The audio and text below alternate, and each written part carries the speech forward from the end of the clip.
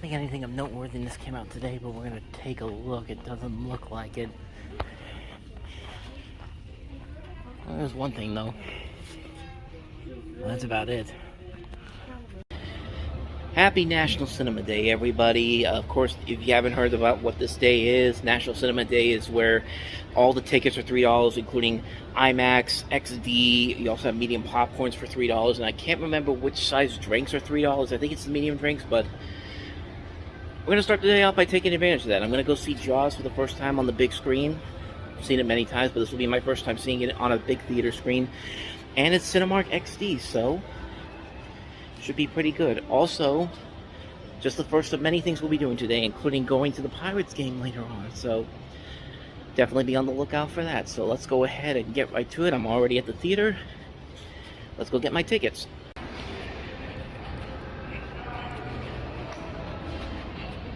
There it is right there, National Cinema Day. $3 tickets and discount concessions.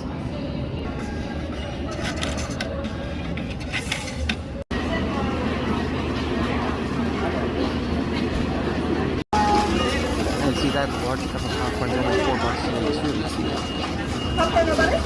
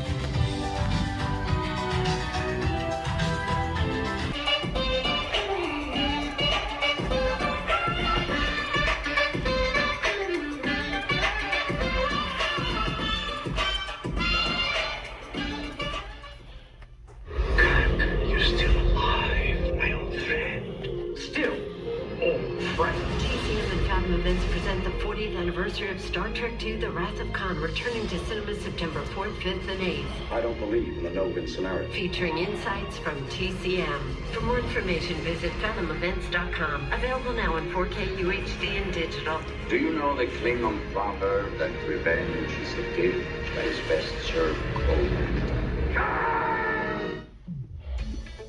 Wish I can go and see that, but I gotta work. What's up, newbie?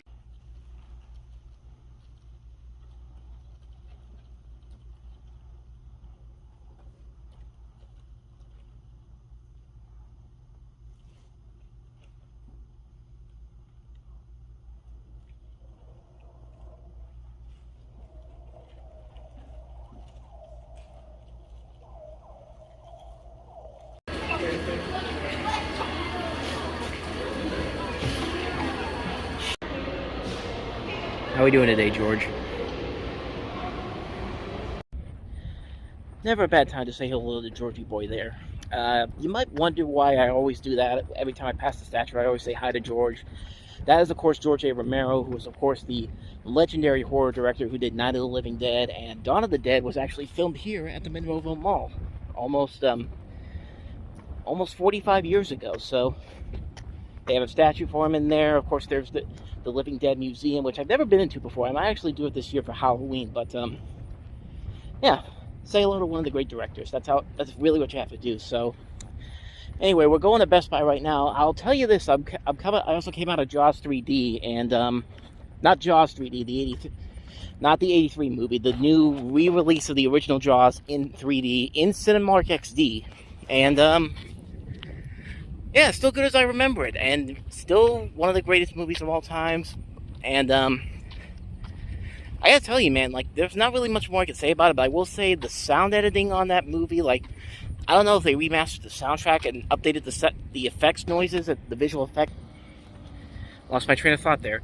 Whoever did the sound mixing on that specific version, they did a pretty good job of updating the sound on that, because, man, the effects, the mixing on that is impressive. Like, the sound sounds a lot clearer.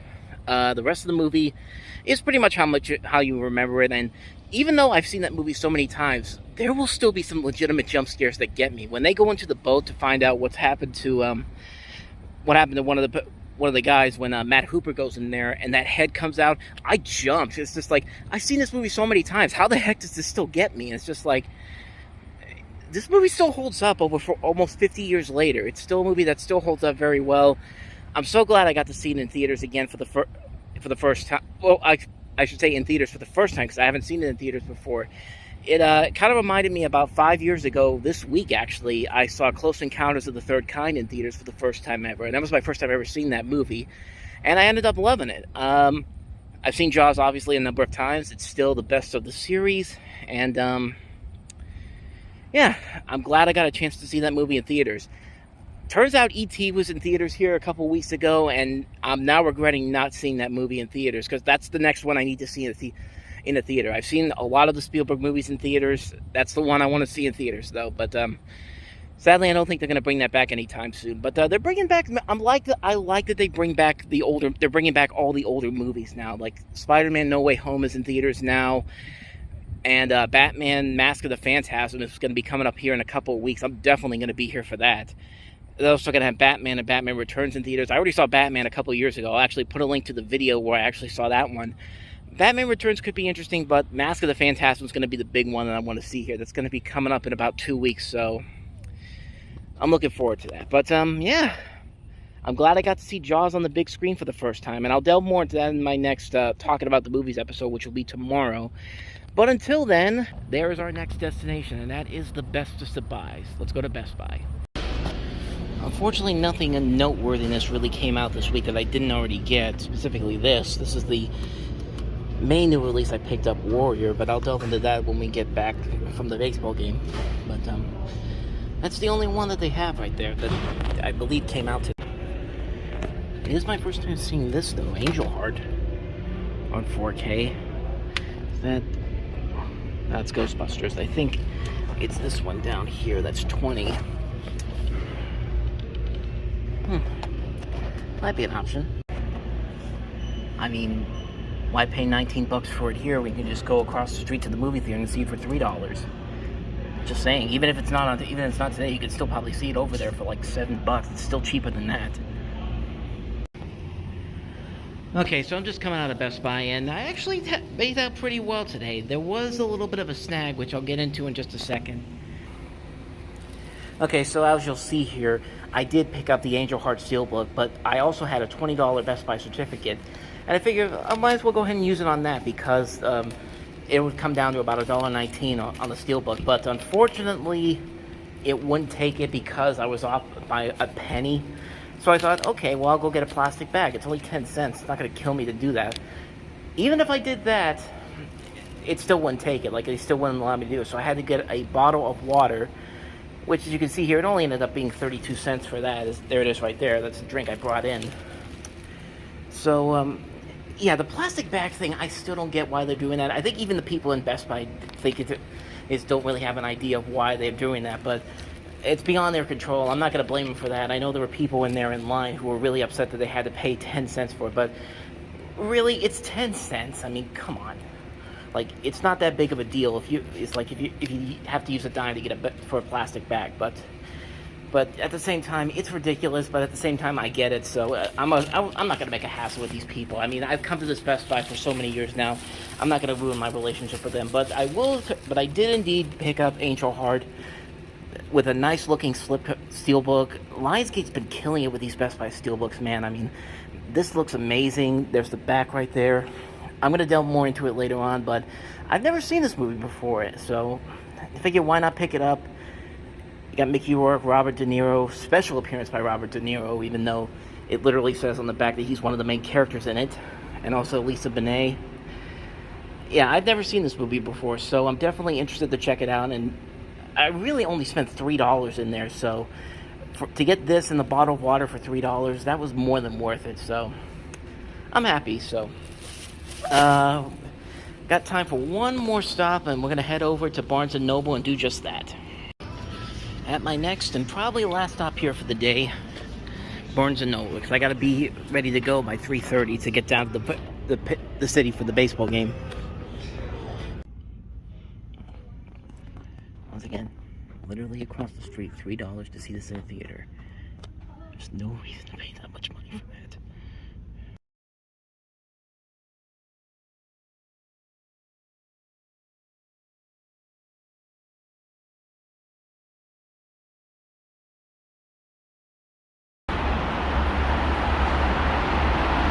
Typical Pirates turnout.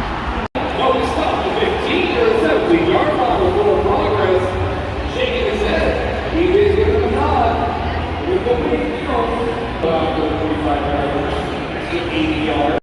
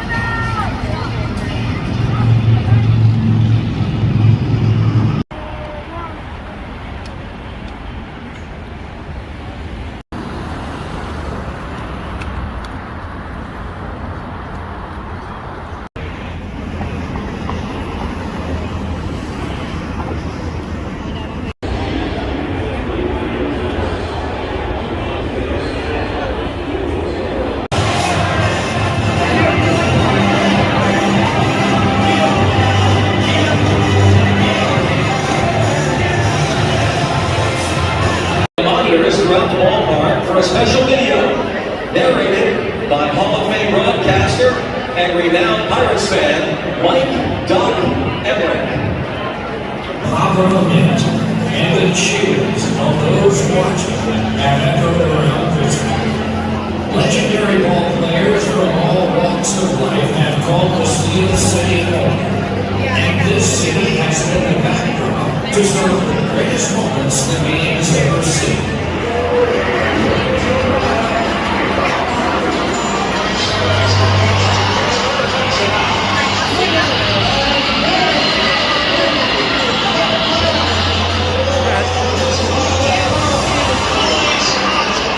The Prophets, the Great, the Pirates, renowned names like Pitts, Stark, Lyons, Wagner, Hyman, Mazeroski, and Talento. If there's one thing we have in this town, it's pride. We're forever proud of our rich history, and it's time to tip our caps to the legends that paved the way. It's a chance to honor those players and managers who made a significant impact on the franchise and the community that brought us up. This is one day, and for us, and for the next generation of fans, the Pittsburgh Pirates Hall of Fame.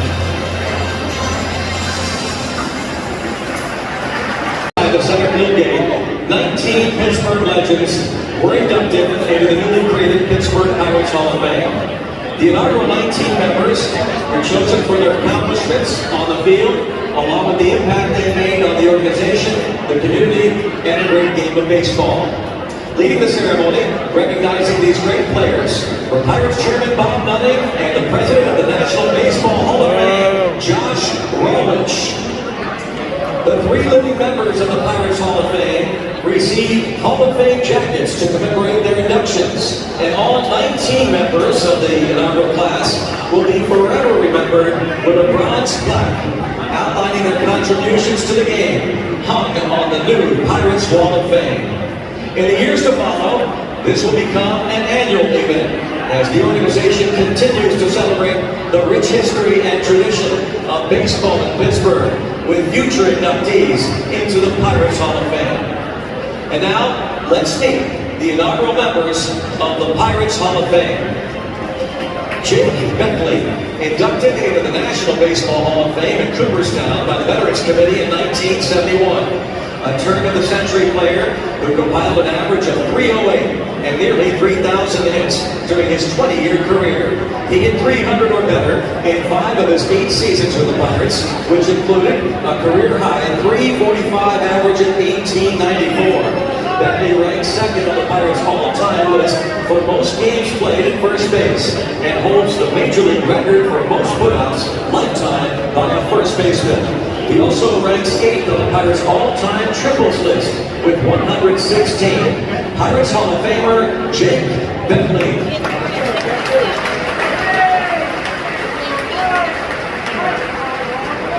Little Poison, Lloyd Wainer, produced a 309 average or better in 10 of his first 12 seasons with the Pirates, and his 223 hits during his rookie season of 1927 remains a club record.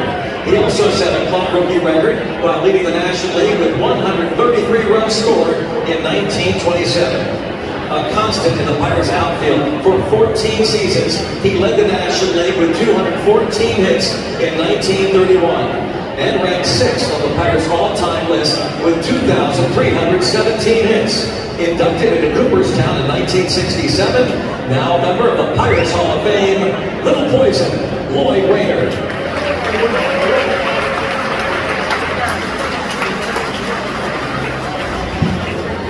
Archie Vaughan was inducted into the National Baseball Hall of Fame in 1985. He holds the Pirates record for the highest batting average in a season, a league-leading 385 mark in 1935. He also led the National League in on-base percentage, slugging, and OPS in 1935, while being named to his second of 9 All-Star teams.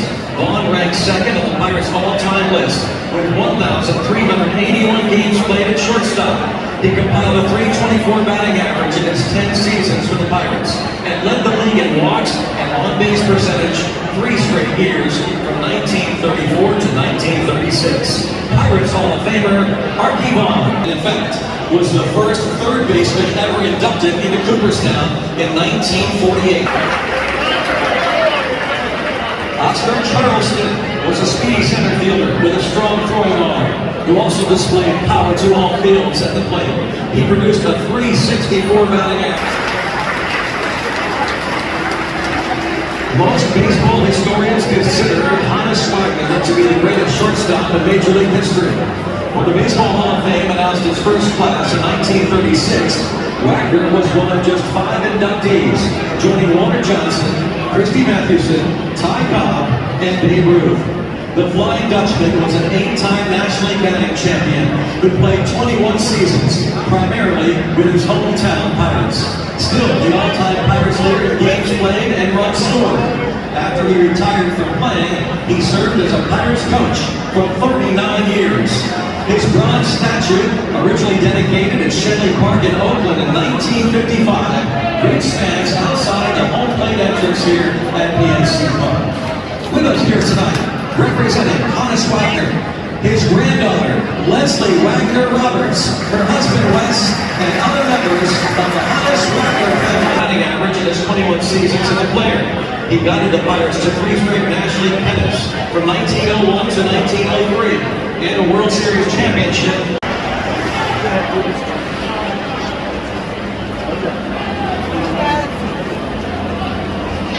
Ralph Kiner won the National League home run title in each of his first 7 seasons with the Pirates, the only player in Major League history to do so.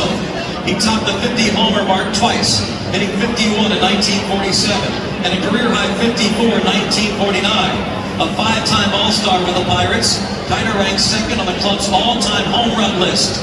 Regardless of the score, fans would never leave Forbes Field until witnessing his final at-bat.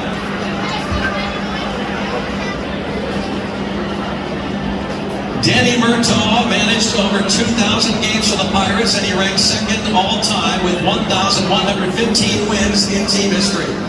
He is now a member of the Pittsburgh Pirates Hall of Fame. And here with us tonight, representing the Murtaugh family, his 2 children, daughter Kathy and son Tim.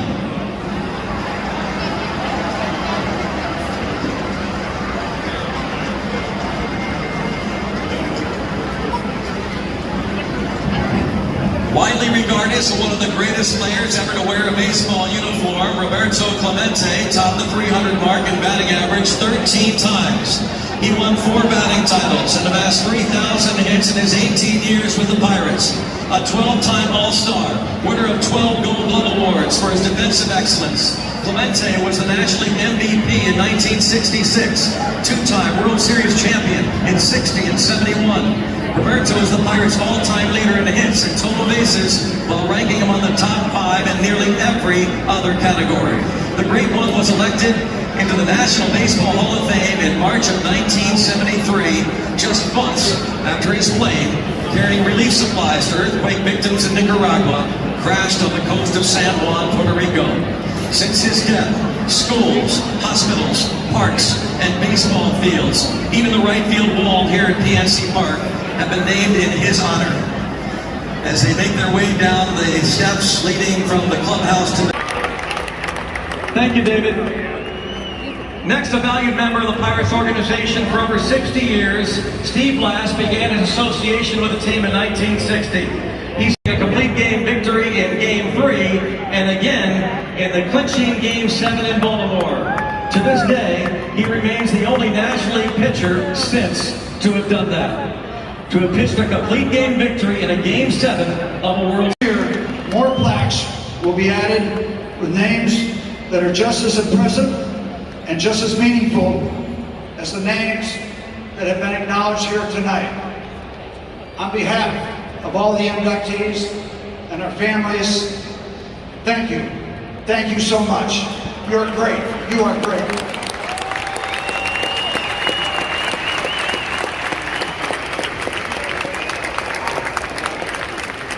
Thank you, Steve. Ladies and gentlemen, Hall of Famers and their families.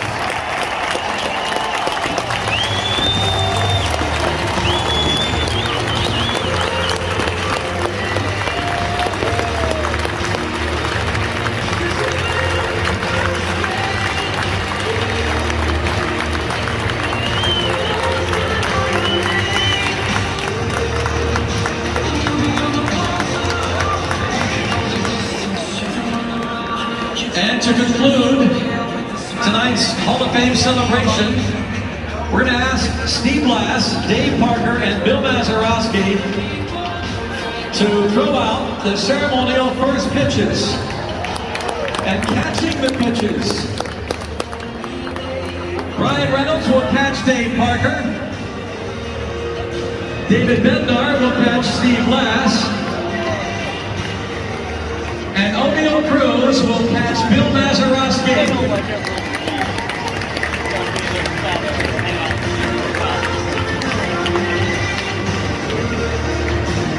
On the count of 3, 1, 2, 3.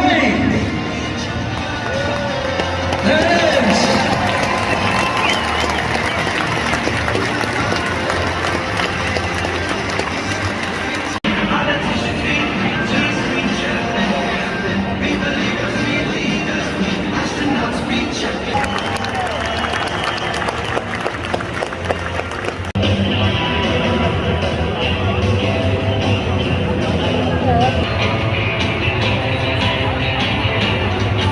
Let's hear it for Dr. Howard Nishiyama.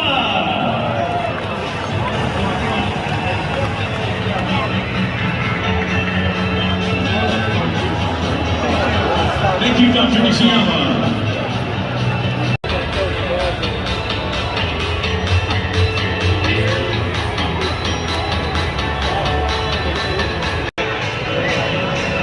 O'Neal Cruz.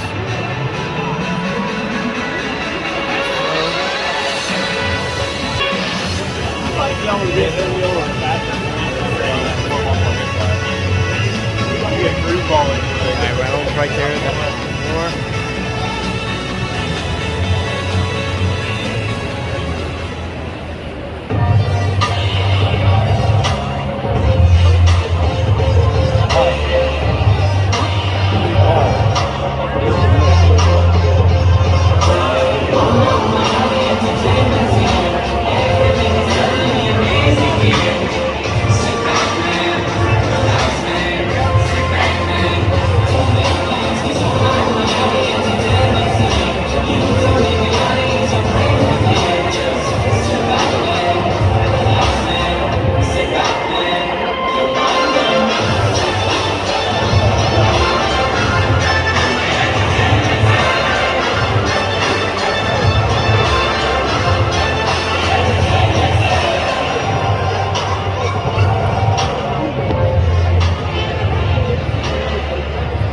Blue Jays, led by their manager, John Schneider.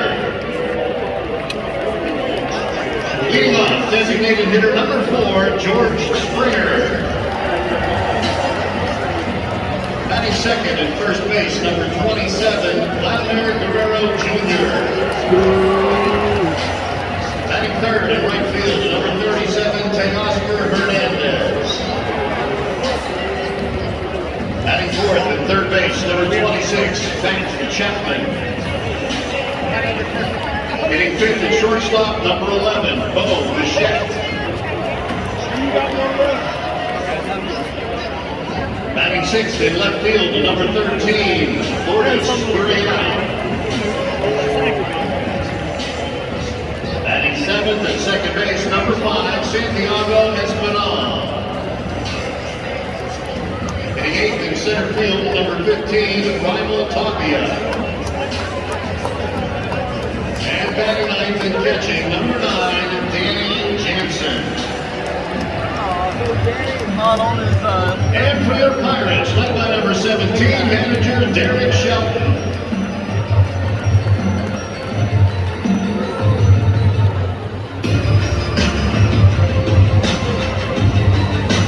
Leading off at shortstop, number 15, Odium Drew.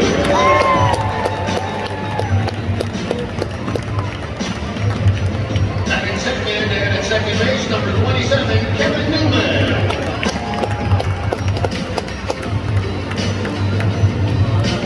Hitting third in center field, number 10, Ryan Reynolds.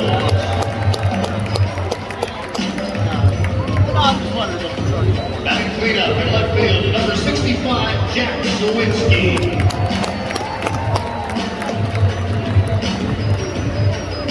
Batting fifth at third base, number 14, Rodolfo Castro.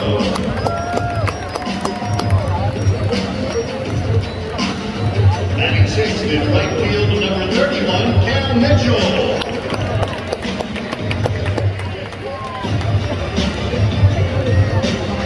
Batting seventh in first base, number 2, Michael Chapin.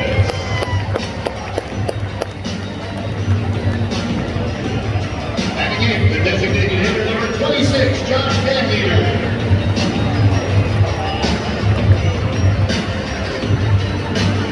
And batting ninth and catching number 61, Jason DeLay.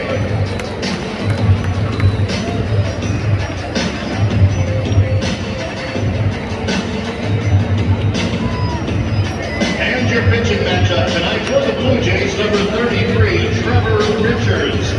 On the mound for your Pirates, number 59, Roansy Contreras.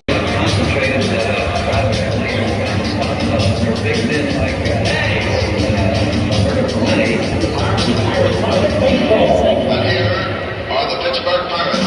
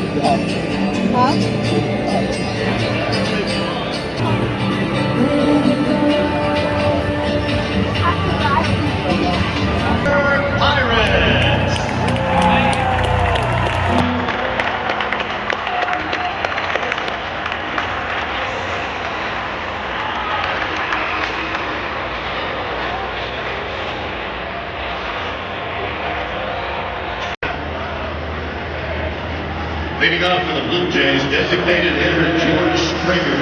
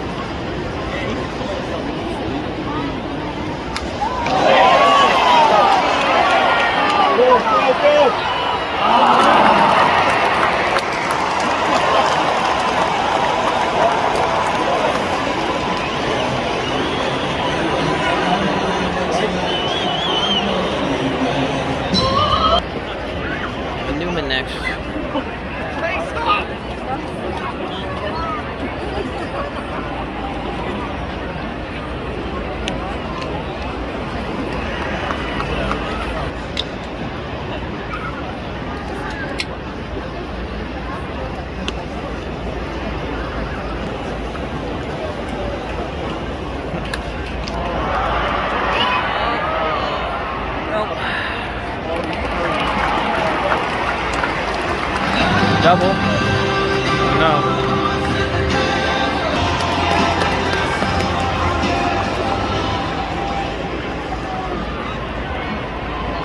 It's 2 outs.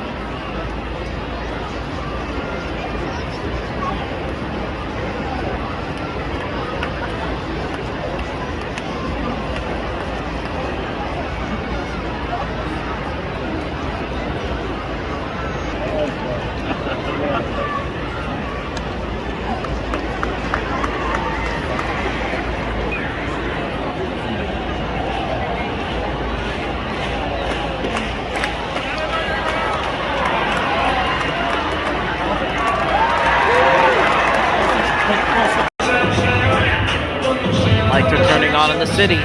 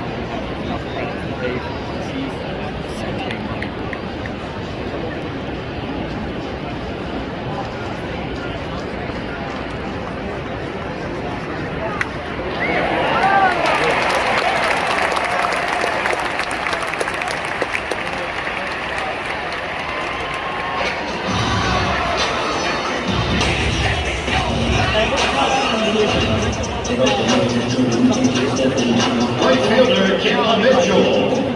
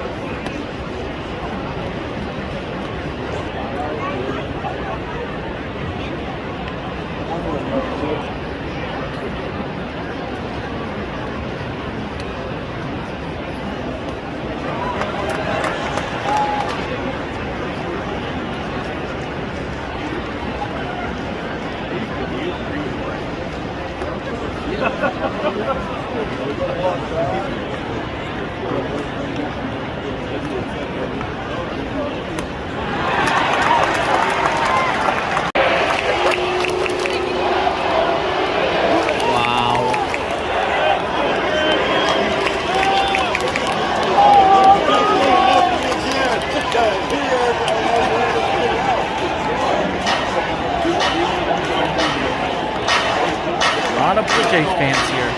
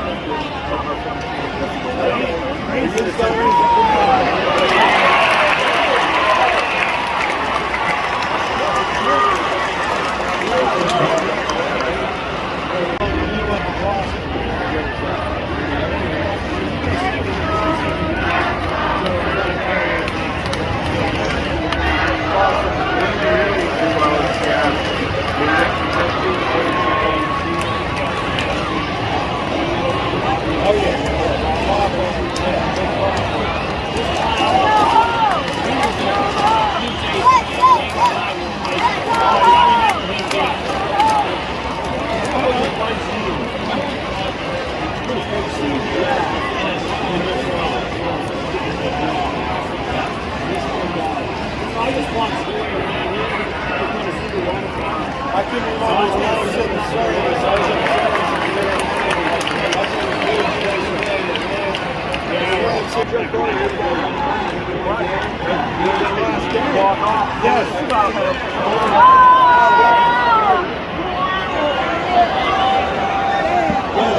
was in San Diego. Everybody was rooting for me.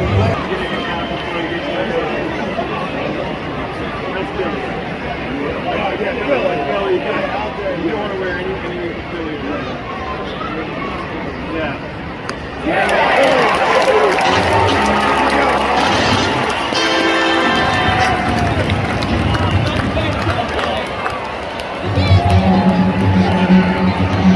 From the Riverwalk, it is the inning.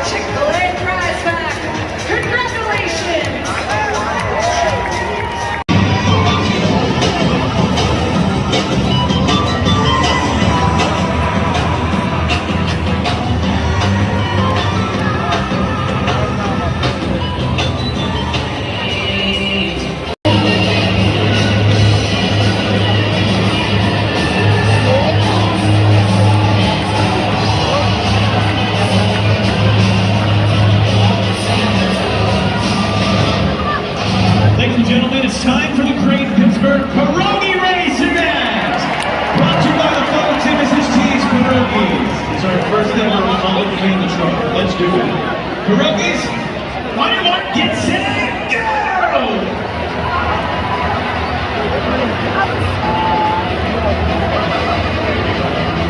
Started fast last night, but fell back quickly. Cheese was last night's winner, and she got again. And taking her middle to end the night. Trying the other four Pierogi, but here she goes! What's hanging on that wall? Can she catch on her? Maybe Cheese can too. This should be fun! Whoa! Here we go! And Cheese are a race to the finish. Who's going to lead? Wow! What a rally on the premium panel! We had 17, and this keeps getting hotter. Here we go, Hannah. Fans will do it again tomorrow on Kids Day, the Park. 12:05 first pitch. Hope to see you then.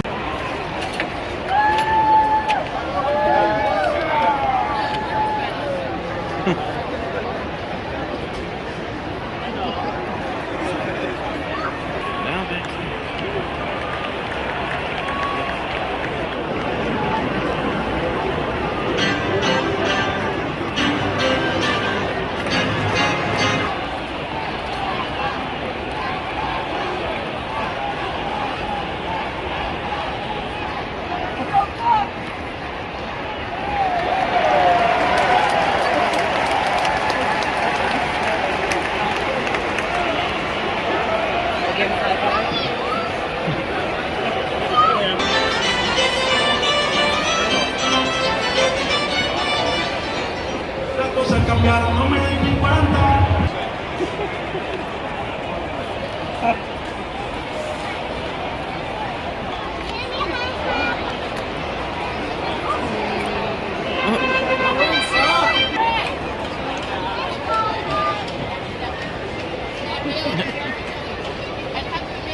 First and everything.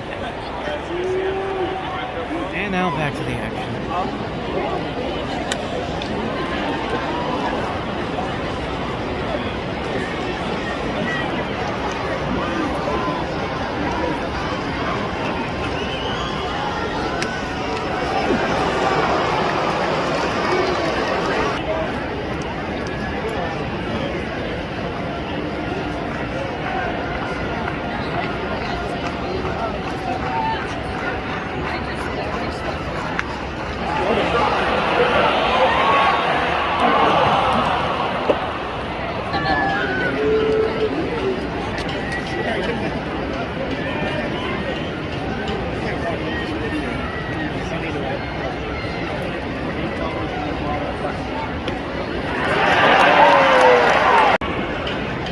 You know it's bad when somebody else is more interested in Notre Dame and Ohio State than the game that's going on right now.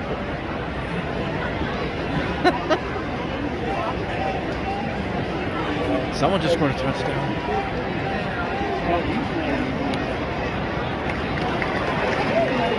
Or not.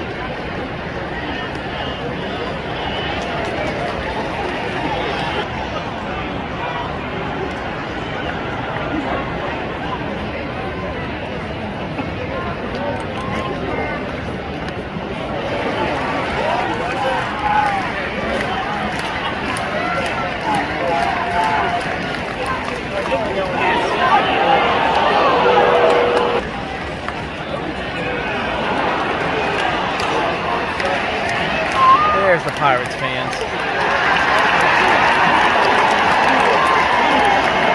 And now the bases are loaded.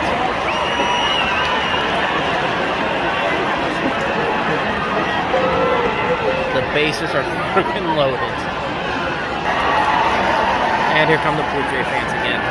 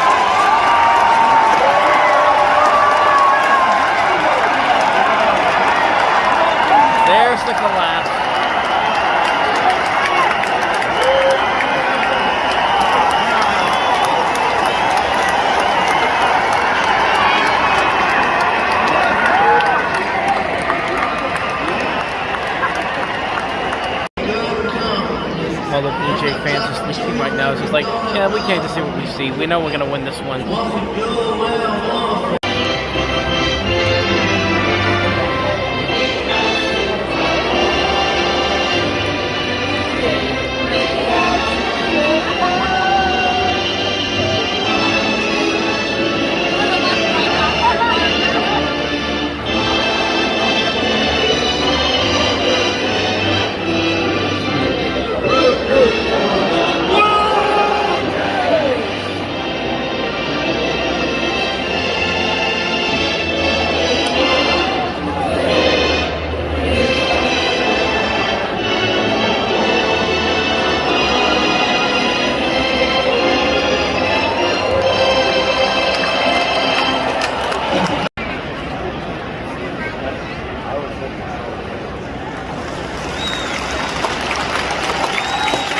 At least it looks like it's going to be okay.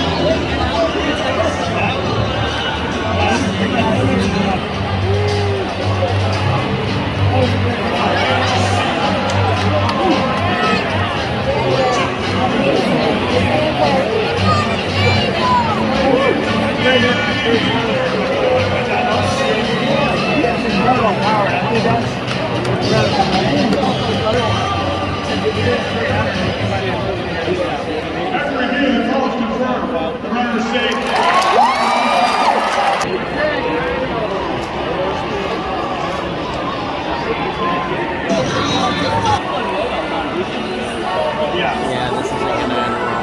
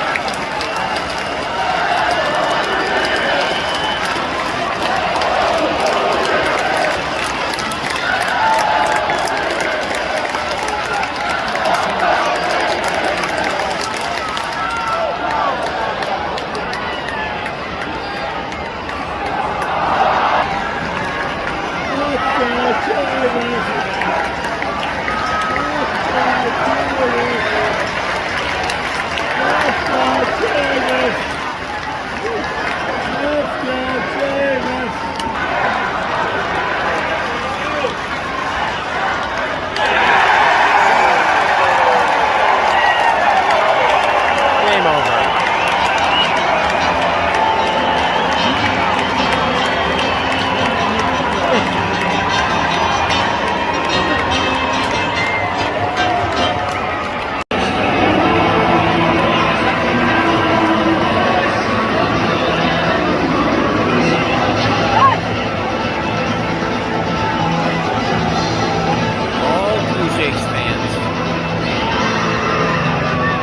Pirates postgame show can be heard tonight and following every Pirates game on the Pirates.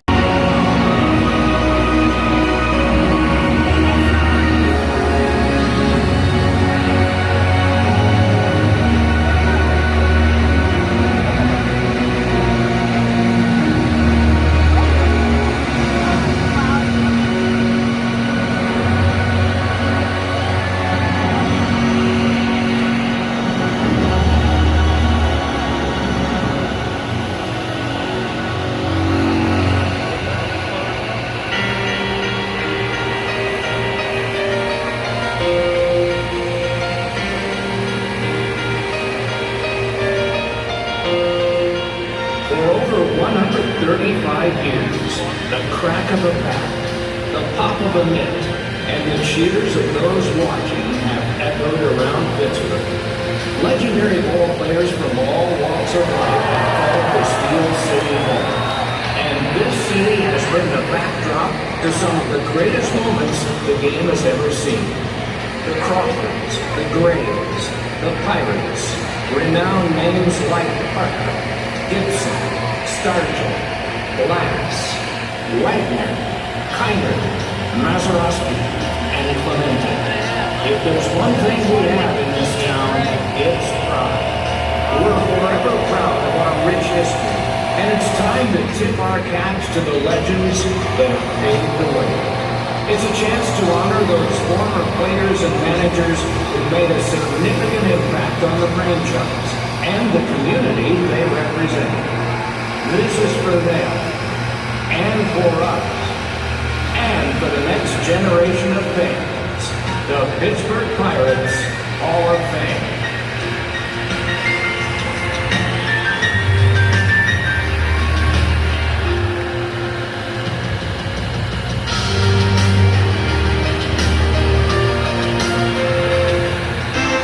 Born in Carnegie, Pennsylvania, Wagner is considered the greatest shortstop of all time.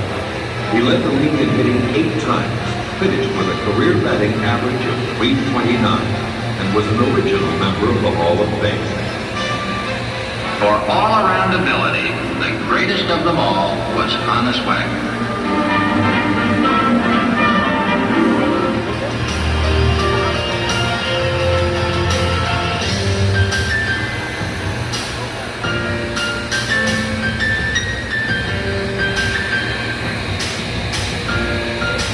Built in less than 4 months in the Oakland section of Pittsburgh, Ford Field was a marvel of its time. The first ballpark ever constructed entirely of concrete and steel.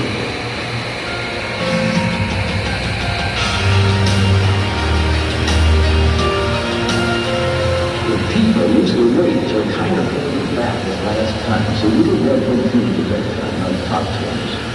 And then after Kiner batted the last time, you would see an exodus. People would get up and leave. They all they wanted to see was him. I did have that reputation, and when I was hitting a lot of home runs, when I was leading the league in home runs, people would come out to one side. And I take great pride in the fact that I put a lot of people in the ballpark. And I think that's really a great vision. Twice he belted more than 50 homers in a season. The only player in baseball history to lead his league in home runs 7 consecutive years. Ralph Kiner is enshrined in the Hall of Fame.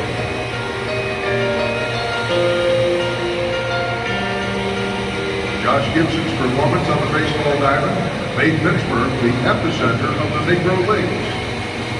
A skilled defensive catcher, he was a master of handling pitchers, and his powerful arm cut down opponents on the base path. The Grays among black professional teams were a dynasty because they won 8 or 9 international league titles from 1937 to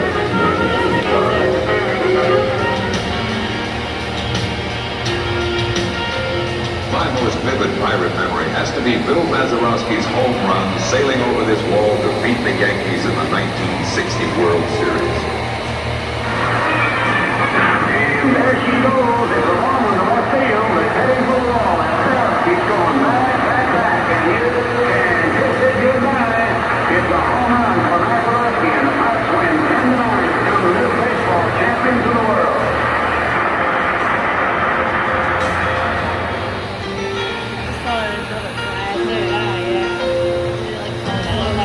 Danny Murdoch was appointed manager late in the 57th season, and almost instantaneously the Fox became winners. The scrappy former second baseman for the team lit a fire under these Bucks, and in 1958 they were the surprise of baseball, winning 8 more games to finish in second place.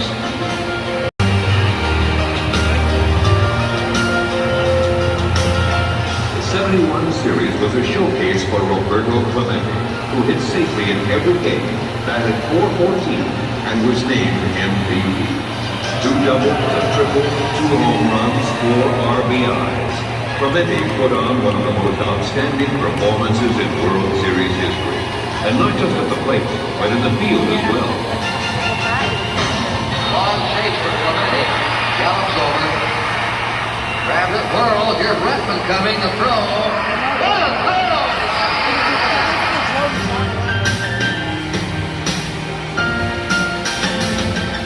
There's no greater joy, and I may sound like a broken record. I come in last night, early this morning, then through the tunnel, and this city opened up with its arms, and I felt at home. I can't even begin to tell you what this hour has meant. We feel that you people are just as responsible for our winning as we are. Pittsburgh is a big family.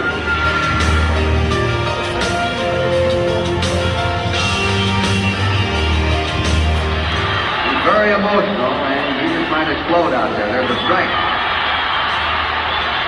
Keep your eyes on it. He pitched a 3-hitter at Pittsburgh to beat the Orioles. He pitched a 4-hitter so far today. He's leading 2-1.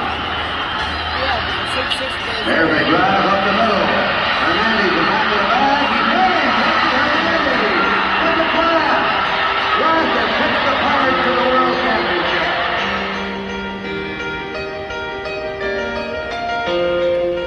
Big man, congratulations. Dave Parker, one of the great players in all of baseball. What a throw by Dave Parker.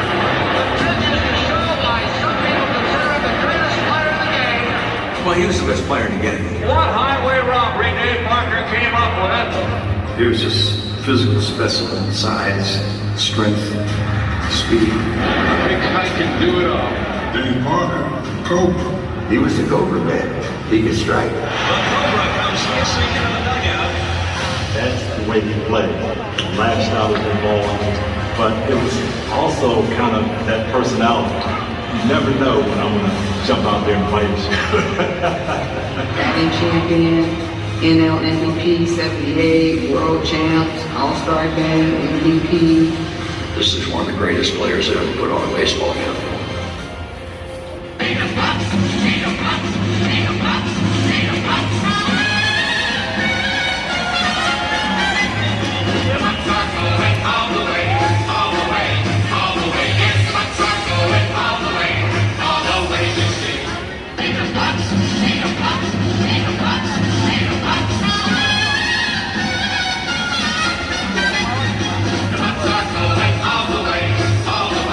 All the way,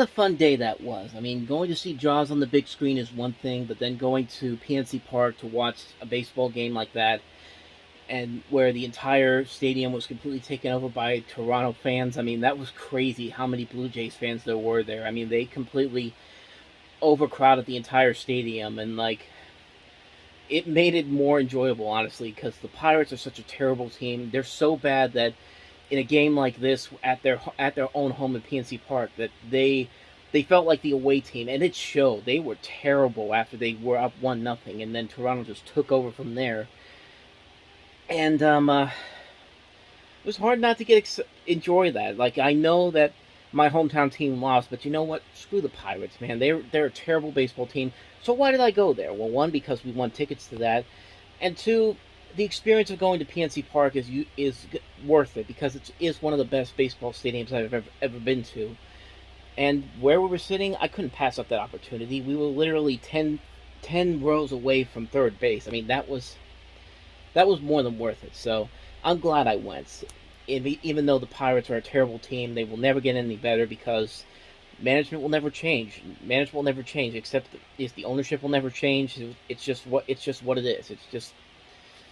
It's just what it is, man. So, with that said, though, this video is already running long, so I'm just going to run through all the stuff I picked up this past week. I'm not even going to go into big details about it. I'm just going to show it to you right now. And again, this is stuff I've gotten over the last week from Amazon, as well as stuff from Best Buy. Fern Gully, The Last Rainforest on Blu-ray. Shout Factory put this out. I'm actually going to talk about this in a Time About the Movies episode coming up, I think in February, because that's when this movie came out, in February of '92. That's going to be coming up either this week or next week, but we'll definitely delve into this one. I remember this movie, watching it as a kid and loving it, so yeah, definitely looking forward to delve back into this one real quick before we get to that Time About the Movies episode where I'll talk about it. But so we have Angel Heart. This is the one I picked up today.